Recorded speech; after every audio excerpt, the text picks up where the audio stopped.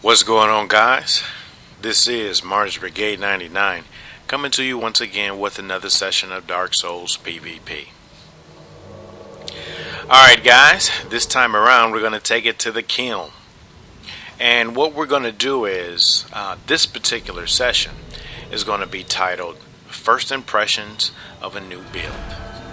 Now, if you guys are familiar with some of the videos that I deleted, I don't know, probably about a month ago, you guys will know that I did a first impressions of the character that is featured in the Solaire vid. So I don't know if you guys saw the dedication to Knight Solaire, but the build that is featured in that particular video, when I first created it, I did a first impressions excuse me, I did a first impressions video.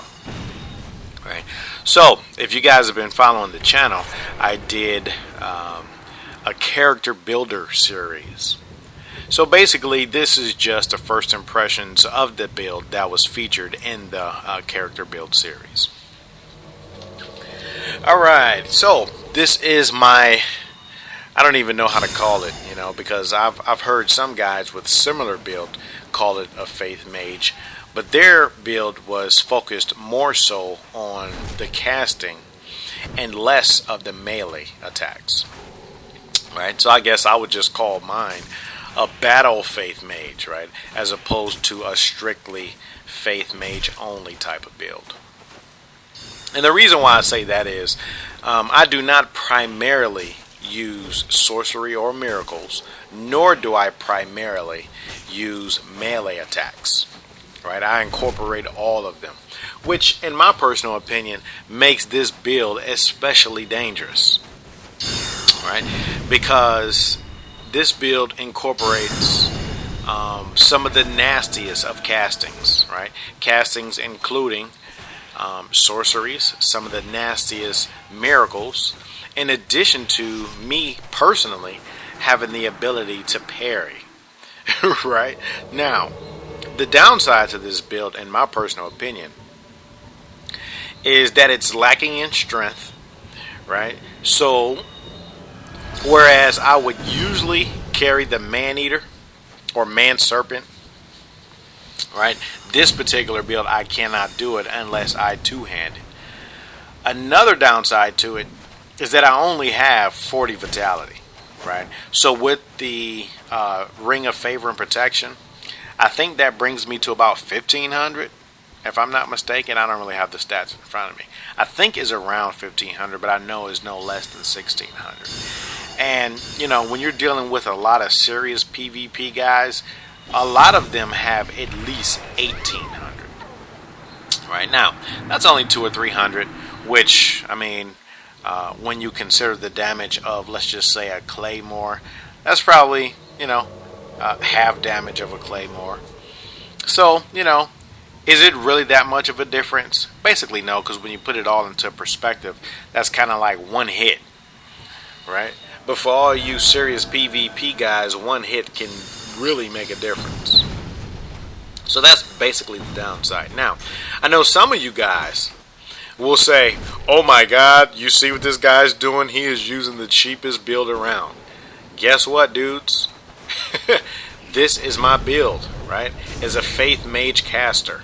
And it uses miracles and sorceries for maximum effectiveness. Now, what exactly do I mean by maximum effectiveness? Some of you sorcery guys, some of you mage builds that are entirely based upon casting sorceries will know that to the extent that you are dealing with a pretty good player, it is very easy to dodge your castings. Right? So, because I know that, I will, right, at all times carry a Tranquil Walk of Peace, right, to maximize the effectiveness of my sorceries that I'm casting. Now, whether you guys like it or not, so what, guys? You know why? Because this is my build. Number two, you guys have seen me fight in a number of videos, right, using several different builds. I've used a Pyromancer, I've used a Faith Mage. Well, actually, that's the Faith Mage that I have now. In some of my more recent videos, I've used a strength build. I used them all. So they all have pros and cons. And this just so happened to be some of the pros to this particular build. It is especially dangerous in my personal opinion, right? Because I do not rely on any one or two things. I basically incorporate everything into one build, right? The only thing that is not incorporated in this build is having a lot of vitality. But I mean, with me having the castings that I have, I mean, who really needed vitality? Right? Because think about it. Once I get to the point of running out of my sorceries, or that I see that the person that I'm playing against the sorceries or miracles are basically worthless, that's when I basically start to rely on my melee skills. Right? And that's the parrying, the R1 and R2 attacks, right? And which also includes the backstabs. For all you guys that, I like to say the game is broken because of that. Alright. So as you guys can see, I'm dealing with actually, I'm trying to think if this guy is kind of a high level. The reason why I say that is because he is using a great sword of Artorias, right? This particular build that I am using is 125. Now, for any of you guys that have used the great sword of Artorias, you guys will know that at 125, that weapon pretty much sucks, right? But just notice when he hits me with the weapon, and you just kind of notice the amount of damage that it does, even with the backstabs, right? So I don't know if he's got a hornet ring that he's hitting me with the backstab, or he's just, I don't know, just effective with it. But either way it goes, this was a pretty challenging fight, for which he proved to be the better player, at least in this match. Alright. So he's kind of swiping me pretty good with that thing. And the reason why I can't parry him is he's not necessarily spamming, which is a good thing. He's taking like a 1 second break in between swings, so there's really no rhythm, right? Which is pretty difficult to parry when you're not hitting the spam and R1 action. So that was a good bout, right? Even though it was at my detriment. Alright, so we have a good old, what they call Spirit of Vengeance. Let's see what he's got to bring to the table. Looking like he's got a broadsword and he's spamming it. So if you guys are familiar with my parry instructions vid, you know what we're going to do to spammers, right? Alright, tighten him up a little bit. Just remind him that spamming is no good. Alright, so he hits me with the backstab, no problem.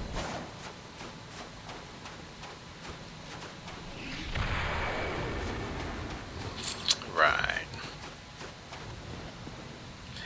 So yeah, and actually, I had so much good action with this particular build. I think what I'm going to do is create a montage for it. So, I don't know, probably within the next week or two, hopefully I'll have enough material to put a good montage together. And you know what, I really like those montages. They're pretty cool. But, after you've done so many, it starts to get more difficult. Mainly because you have to find the right music to go to it, right? Because, gameplay is one thing, but having the right music is kind of like the deal breaker with regard to creating a good montage. So, alright. So I'm going to go ahead and parry this. Yeah, those ultra great swords can make you kind of vulnerable.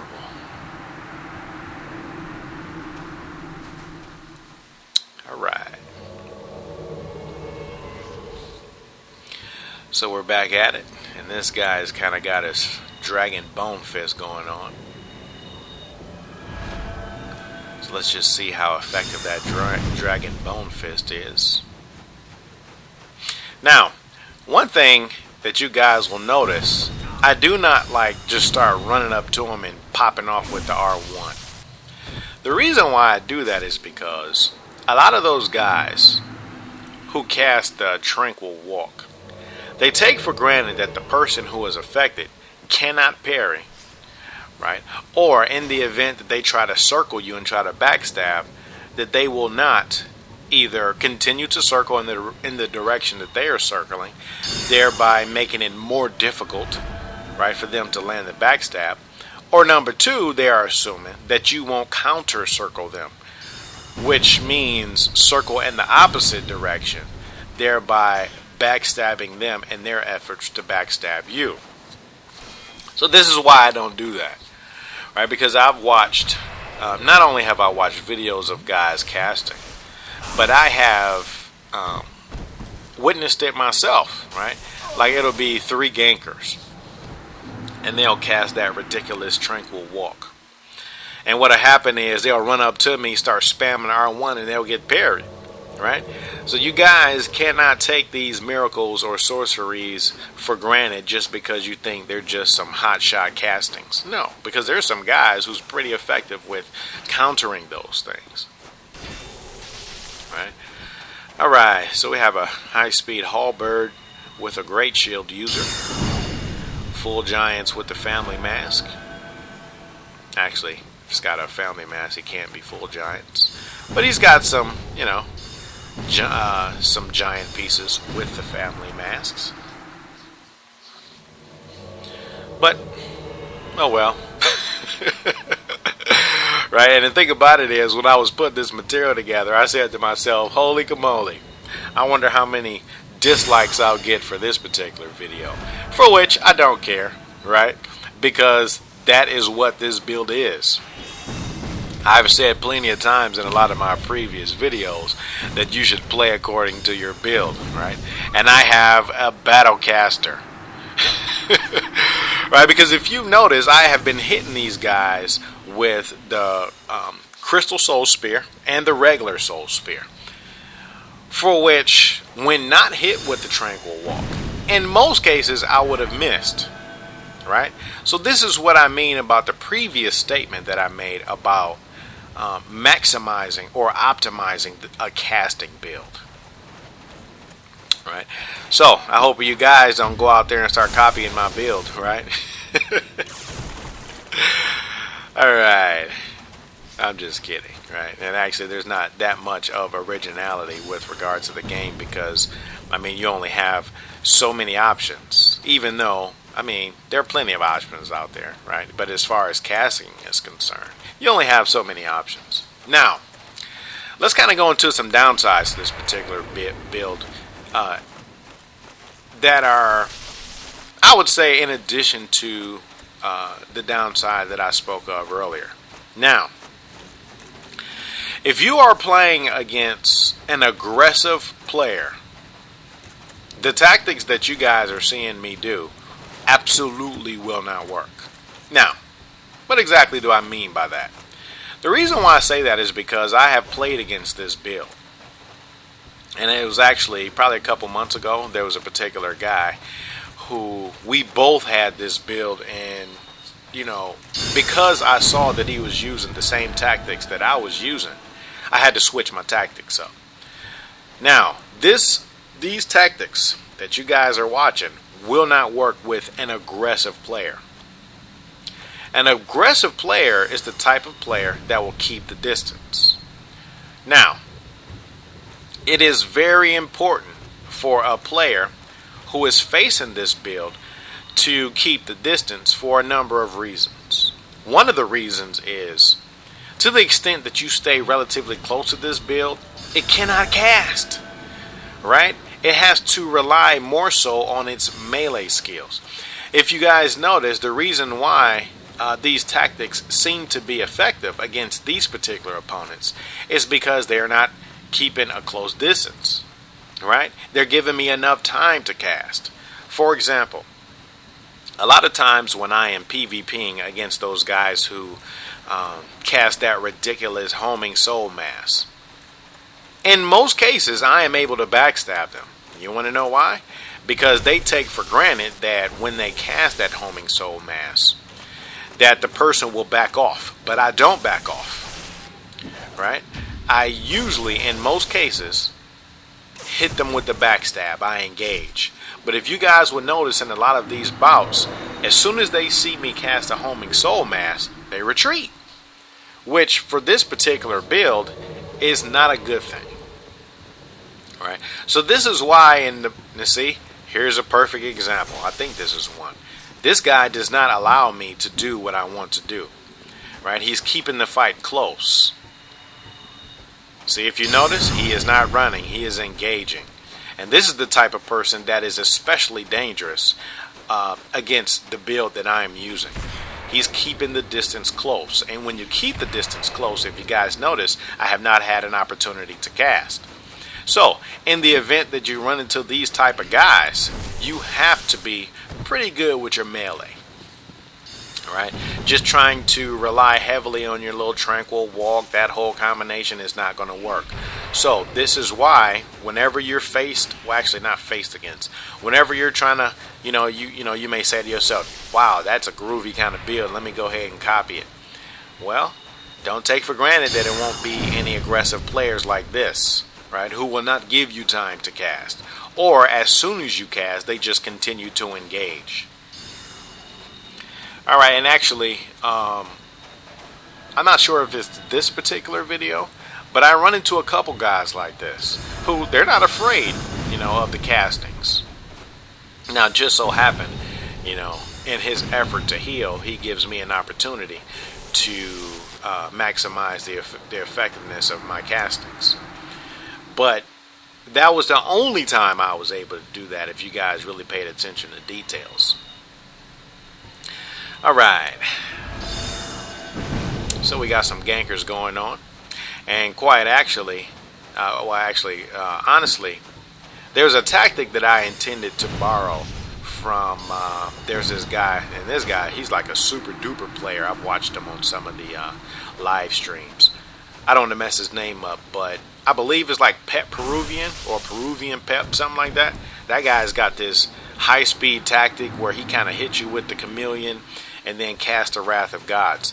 Actually, my intention was to hit the chameleon and then cast the Tranquil Walk. Unfortunately, you cannot do that combination. Right, so before I actually start testing out my build, I had to go ahead and kind of sit off to the side, kind of figure out what combinations I wanted to put together, and figure out in what order I wanted to attune my castings. Now, we have finally run into a high-speed backstab fisher. Now, why do I say he's a backstab fisher? Well, just notice his tactics. He's basically not going to swing unless he think, he's going to catch me with it. Other than that, he's basically just charging in, looking for the, right moment so that he can backstab me, which is cool. Right? And the reason why I say that it's cool is because one thing about me, even though I do not like backstab fishers any more than anyone else do, with some weapons I can kind of understand why people do it. Right? Most things in life are conditional. It's not that many things that are just absolute. Now, why did I bring that statement with regard to what I'm talking about? The reason why I made that statement is because some people will say they don't like, nor do they justify backstab fishing at all.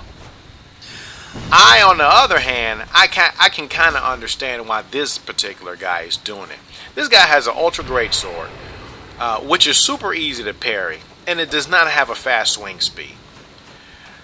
To the extent that he may miss, he will leave himself open to an attack.